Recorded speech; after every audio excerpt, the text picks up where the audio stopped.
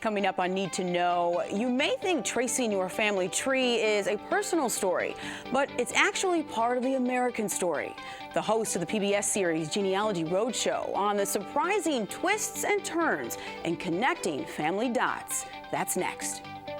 Also on the show, a new documentary reveals that a picture, well, it really is worth 1,000 words, especially when it's a rediscovered photo of abolitionist Frederick Douglass. And we're back with our series, Inside the Newsroom. We'll talk with WXXI's Beth Adams and Michelle Faust to get the inside scoop on their latest special reports. Need to Know is next.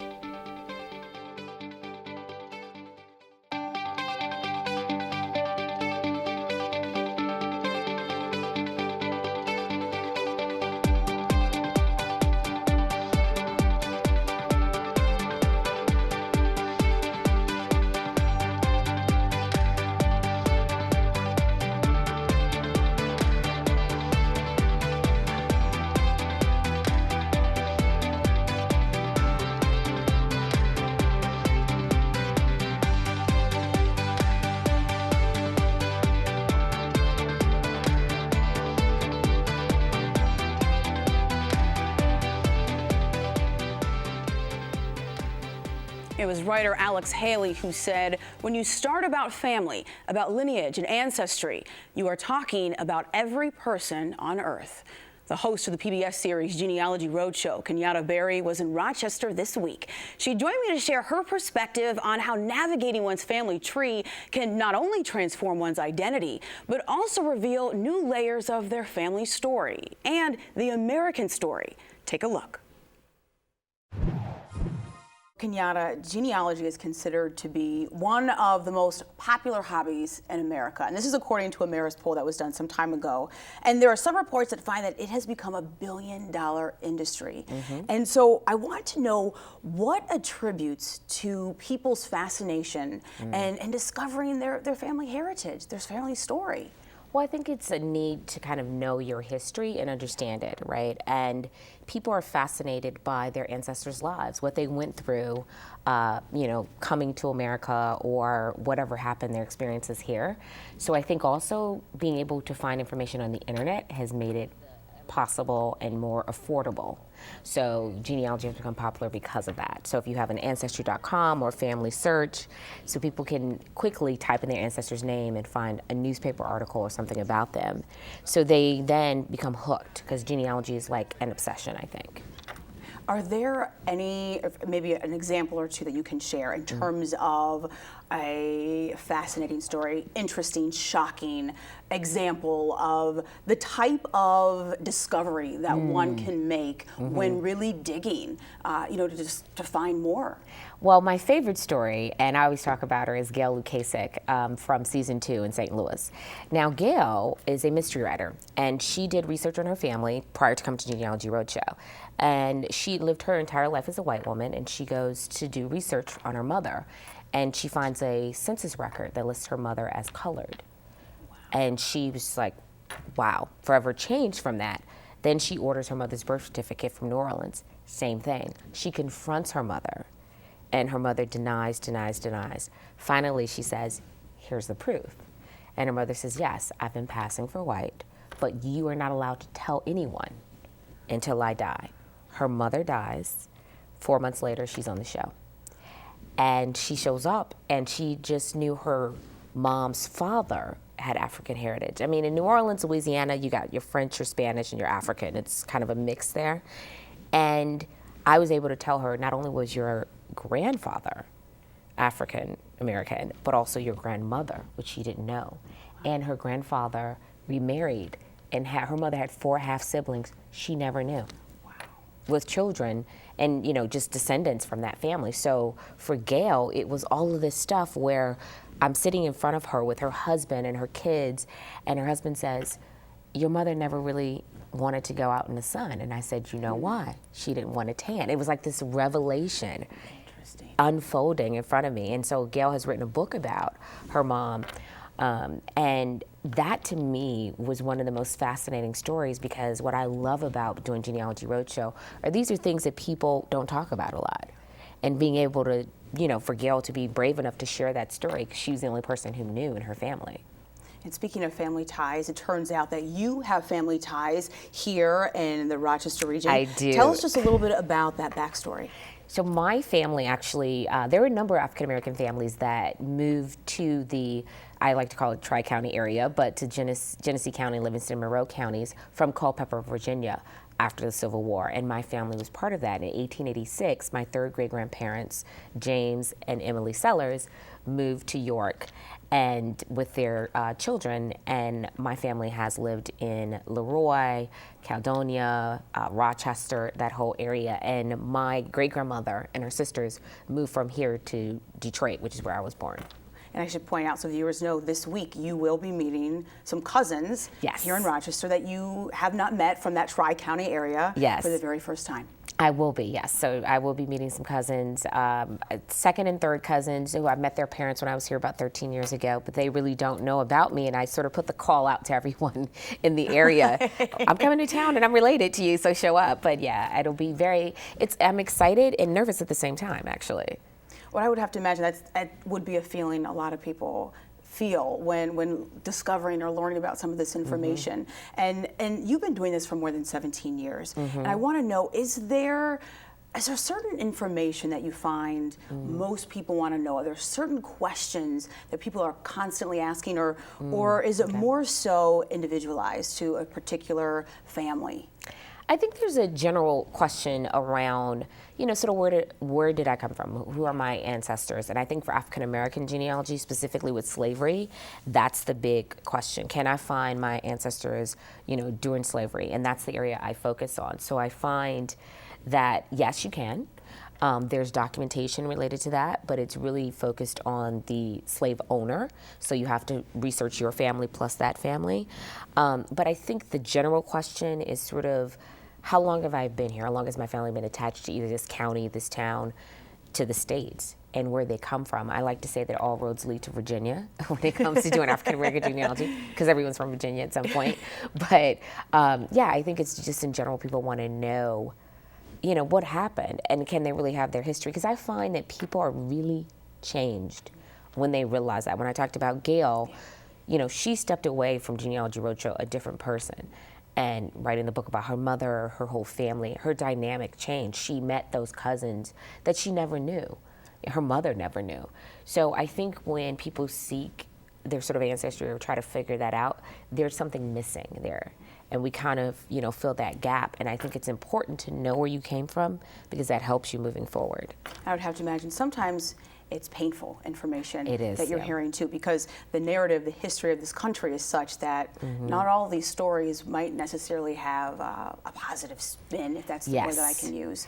Yeah. So how do you share that information? Well, it's interesting. My father once said to me in the show, he's like, why is it when you tell the African American stories, they're so sad? I'm like, well, because what I'm telling is this history that is not necessarily, it's not pretty, but it's important. It's American history. And sharing that information, I think going to law school has helped me in that way, because lawyers are very factual. And I can, good or bad, remove the emotion from a story and tell someone the facts about that story.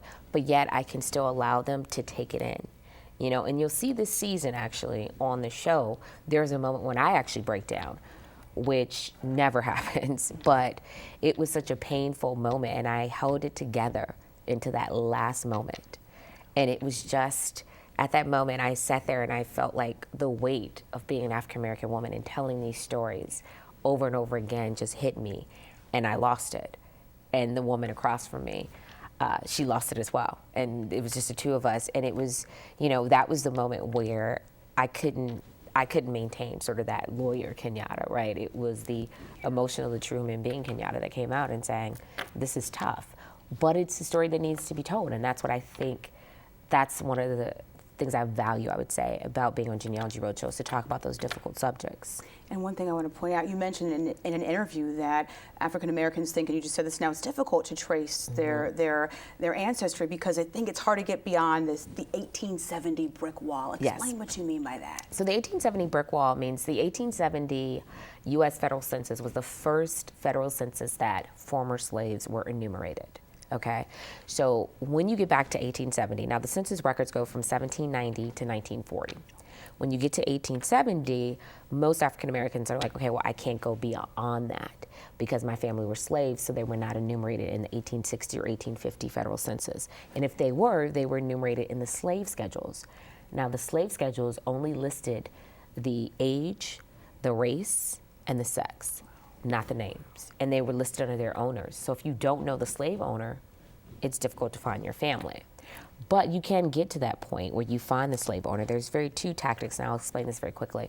If you have an unusual surname, like Ailes or Dwelly, then you can find whites in the county that had the same surname, and you can look and see if you have slaves, if they own slaves, and if they match your family's age and sex and all of that, right, from the slave schedules.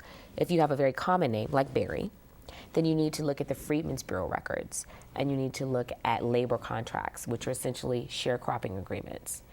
Typical sharecropping agreements were with the former owner.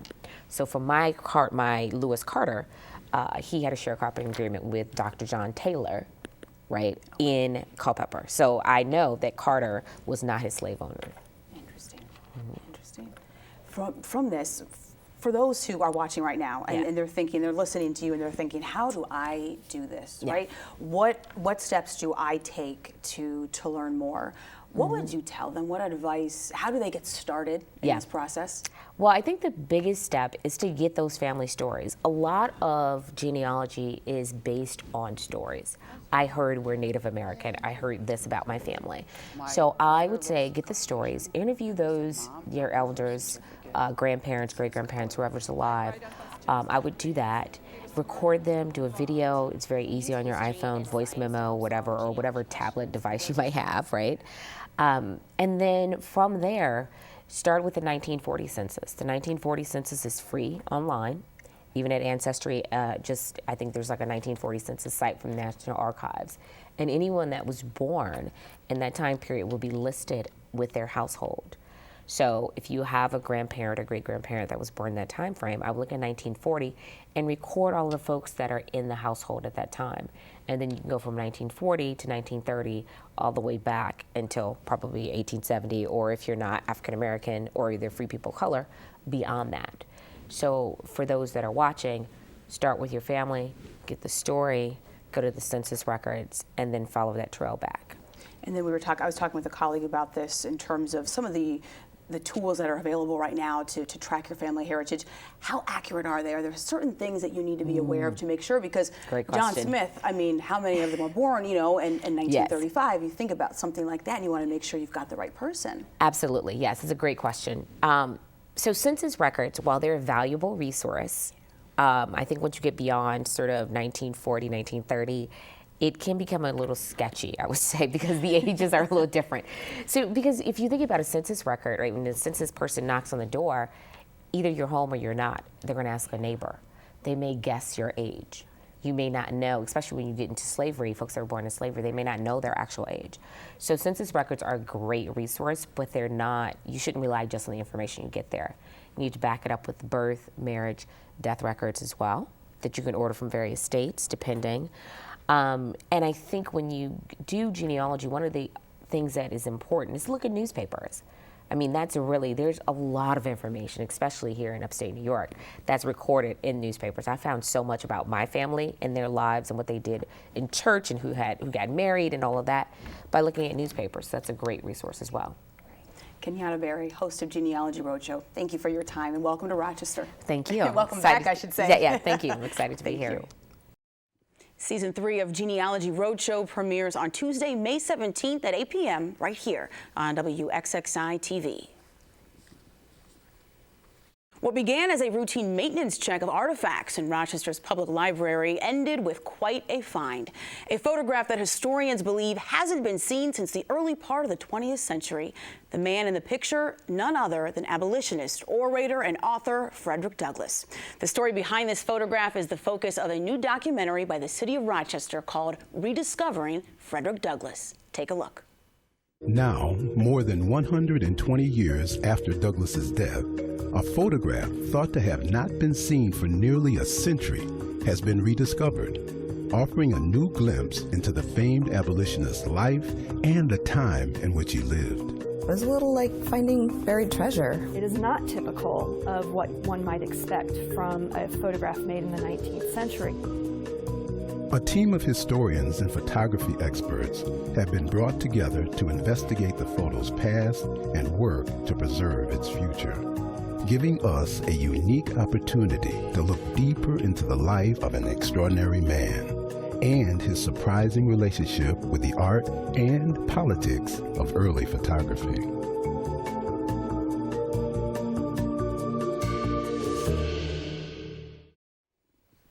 This photograph is much more than simply an image in print. Frederick Douglass used photography as a tool for social justice, a weapon for civil rights.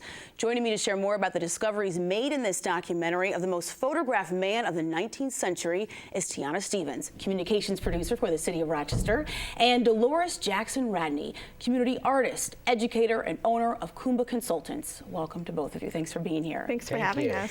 So to begin, Tiana, what was it about the rediscovery of this photograph that made you and the director of this film say, you know what, we have to make a documentary? Rochester and the rest of the world, they need to know about this. Sure. So the library brought the photo and the scrapbook over to the Communications Bureau, the Mayor's Communications Bureau at City Hall, and our director, James Smith, said, this story is so incredible of how it was found. You know, it was stored in the library's special collections for 100 years and just kind of undetected until a library page happened upon the scrapbook and said, oh, you know, this looks like it could use some work. And she brought that to history librarian Sherry Christ, who was paging through it, found the photo and said, you know, took a second look and said, oh my goodness, you know, I think this is a photo that we have not yet seen before in all the photos that have been, you know, out there of Frederick Douglass. And so once we heard the story, you know, and then we learned of the journey that it would go on to be restored and to put it in a place where the public could enjoy it again, we thought, you know, we got to tell this story and reignite excitement about Frederick Douglass in his city. You know, it's interesting, and two things I've noticed when looking at Frederick Douglass photographs. One, his attire and appearance, absolutely impeccable. And two, I never see a smile on his face. Absolutely. And so I want to know, Dolores, first, why did Douglass view visual images, including his own portrait, as really this mechanism, this medium for social change? I totally agree. Douglass was the master communicator of his time. He knew that he could communicate. He was, of course, a famous orator, a famous writer, but he knew that his image could be very, very powerful. And he was really going against the stereotypical images of African Americans at the time. So the master communicator that he was, he knew he could use the visual image as a very, very powerful tool to generate images of dignity, power, and seriousness, and that's what he wanted to communicate. And when you talk about stereotypes, he wrote this, Douglass said that African Americans were portrayed with features distorted, lips exaggerated, forehead low and depressed, and the whole countenance made to harmonize with the popular idea of Negro ignorance. And that's exactly what he was railing against from the time he was aware of himself. He was trying to find his own human dignity. And after he did so, he went on for the rest of his life to communicate that across the world, that African Americans deserve the respect and dignity as all other human beings. And that was his powerful, powerful goal, and he made it, wouldn't you say? Well, with Tiana, with him being this communicator, master communicator, as you said, Dolores, and using photography really as a public relations agent, what is the story that Frederick Douglass is telling us in this photograph? Or what do we know about him from this photo, when it was dated, and perhaps a little bit more, what did the librarians discover? This particular photo and the Eastman Museum was also instrumental in helping us determine a date for it. This was taken in Michigan, they think, in 1873. So this would have been a year after he moved out of Rochester, after his house was burned down. So that was one key fact that we were able to discover about the photo, because when we turned it over after it was removed from the scrapbook, there was no writing or markings on it. So it was, and the documentary will explain how they were able to come to that conclusion. It's very interesting. Helen, you mentioned the fact that he wasn't smiling. You'll see this consistently across not only late 19th century photographs of African Americans, but right through the 20th century. I can think of photographs even of my parents, of their generation. They wanted to be viewed as dignified and strong and straightforward. Look at his gaze in all of his photos. They're straightforward. They're looking straight at you. They're saying, I'm a straight shooter, I know what I'm doing, and I'm dignified, powerful, and strong, and not a buffoon or the other images that had been popularly spread around the world. That's what he was countering. Why was he the most photographed man of the 19th century? I call him the lion of the 19th century. He knew how to use, I called him the master communicator. He knew that communication was the way to carry his great message of freedom. He was an abolitionist, and after that, he was always a human rights advocate, and he knew he wanted to use every means necessary to get the word out about this, to first of all, to abolish slavery, and then on for human dignity for African Americans and all people. Before we close, we've got about 30 seconds left. He gave a speech, Pictures in Progress, in the mid 1860s, and he did view photography as a tool, as we talked about, something for justice, but also he saw progress could be made through it. Do we see evidence of that type of quest today when it comes to social justice in photography? Talk about technology of today. Tiana, I don't know if you want to, but you think about today that we can capture so many things using the visual image. And so now, you know, with police brutality, what about all the images that we now see because of cameras? Everyone has a phone on their camera. I have a camera on their phone, and they can take pictures. We can follow, so there, social justice is being brought forth by technology. Sure. You can see the documentary Rediscovering Frederick Douglass. It's this month. There are 3 free screenings being held throughout the Rochester area beginning this Saturday, April 9th at the Little Theater from 11 a.m. to noon. For more information, go to cityofrochester.gov/Frederick Douglass. And now we're going inside the newsroom. That's a series here on Need to Know. Throughout the year, a WXXI reporter, producer, or host will join us to share the findings of their latest projects. And today we'll get to hear from Morning Edition host Beth Adams on a series of youth police dialogues that have been taking place for over a decade in Rochester. And WXXI reporter and producer Michelle Faust is here as well with a report on health outcomes of kids in foster care. Welcome to both of you. Hi, thank you. So Beth, I'll jump right in. In terms of the relationship between teens and law enforcement, certainly an issue getting a lot of coverage locally and nationally in the news. But long before all this attention, Teen Empowerment launched this youth police dialogue program about 11 years ago. In 2005, Okay, yes. so tell me a little bit, because I understand, I want to know about the concept, because it's more than just dialogues, correct? It's about these two groups getting to know each other as individuals, and the facilitators at Teen Empowerment are the adults who watch over the program, but also the teens themselves are given coaching and training in how to facilitate dialogue. They do some of that with the police academy, so with the recruits officers. And with the traditional police force, about 8 officers volunteered this year for the program, 12 teens, and they sit down and they do some warming up exercises, and they get to know each other one-on-one in small groups. And the hope is that through these dialogues, they see past the badge and the gun and the uniform and past whatever stereotypes police might have about teens, and develop a more harmonious relationship. And 10 years later, how is it going? Are they tracking progress? Have they been able to say, we're seeing a change? They take surveys, both teens and police, after each dialogue session, and they map, what did you think of each other before this started? What do you think of each other now? There's always progress measured. I was really interested in what impact this really has out there on the streets in the community, not just after these dialogue sessions. That is really difficult to quantify. I spoke to researchers at RIT. They say that both groups talk about changing their interactions with each other for the better. but the researchers aren't there to observe those interactions. But I think the program is so small that they hope to expand it throughout the city and involve more police and more youth. Well, Beth, you've been researching and reporting on health outcomes of children in foster care. This is a special series, a partnership between WXXI and Side Effects Public Media. Explain for viewers why foster kids in particular are designated as kids with special health care needs. Well, the main word that is going to come up over and over in this series is running through the month of April is the word trauma. And what happens is kids who are in foster care are at greater risk for both physical and mental health issues, but mainly we're going to talk about trauma because whatever got them into foster care could have physical and mental health outcome issues, but just the sheer fact, if nothing else went wrong in this kid's life, just the sheer fact that they were taken away from a home that they knew and are put in a new home, that's going to cause some trauma and some issues, especially for younger kids that don't know any better. Of the supports and services that are readily available for kids in foster care dealing with trauma, health issues, and so on, is there one primary system of support that can really stand in the gap?